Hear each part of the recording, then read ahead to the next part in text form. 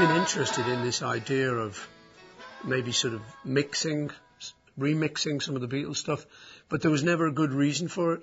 It was like, nah, it's good, leave it alone. But then when we got together with Cirque, it was saying, well, if there ever was going to be a reason, this is the reason. You know, no one else could have done it. You know, George has the credibility because he did it. He was the best producer we could have ever had. The music was specifically designed for the show of Cirque du Soleil. But in doing it, we've created a new Beatles album.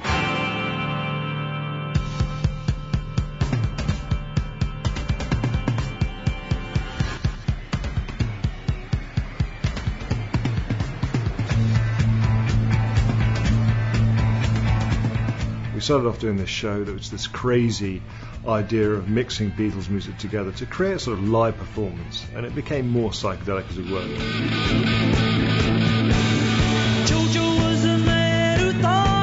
Into the first number. Yep. My brief was I could use any sound I wanted that I'd made with the Beatles since 1962. We took all the Beatles catalogue from tape, from the original Beatles 4 tracks and the 8 tracks and the 2 tracks, and had this sort of palette of sounds and music to create a sort of a sound bed where people were sort of reliving the whole Beatles lifespan, as it were, in a very condensed period. And of course, Within You, Without You is a well-known George song. And Giles had the idea of making it more interesting by linking the rhythm of Tomorrow Never Knows with the song. It's very interesting that the real fans will be able to spot, wait a minute, those drums are from Tomorrow Never Knows, but that sitar is from Within You, Without You.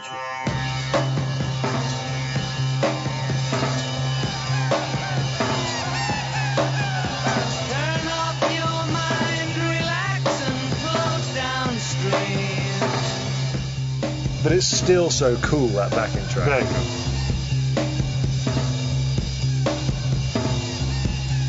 We were talking. And that's a shock when you hear it. We came up with things that were good to listen to, regardless of the show existing. And we had to do this because my dad, George, had to approve it. Yoko, Paul, and Ringo, and Olivia had to approve it as well. It was frightening playing this to Paul and to Ringo and to Olivia and to Yoko. Of all the 4, Ringo was the one who was most vociferous. He said, "That's fantastic. You must go on doing this." And he did. "Don't even ask me about it." He said, "You're great. It's fantastic." I had no problem with the Cirque du Soleil attitude, you know, because it's like this fantasy world, which I loved. I'd like to be under the sea in an octopus's garden in the shade. You're playing with what everyone holds so precious and so dear. And they heard it and they loved it. They loved the idea. They loved the idea of not doing something ordinary. And the Beatles never did anything ordinary. That's the keyboard for In My Life and the Penny Lane vocals. Going to Penny Lane. There's the horns from Sgt. Pepper's. There's Piggies. When I said to Paul that we'd gone pretty far out on this one, Paul said, "Yeah, but you can go further out if you want to." Just do anything, because some of it will be a bit too crazy, but some of it will be really good. The experimentation is the thing, you know, for this show. So this is going to shock people. Say you want a revolution, well, you know, we all want to change the world.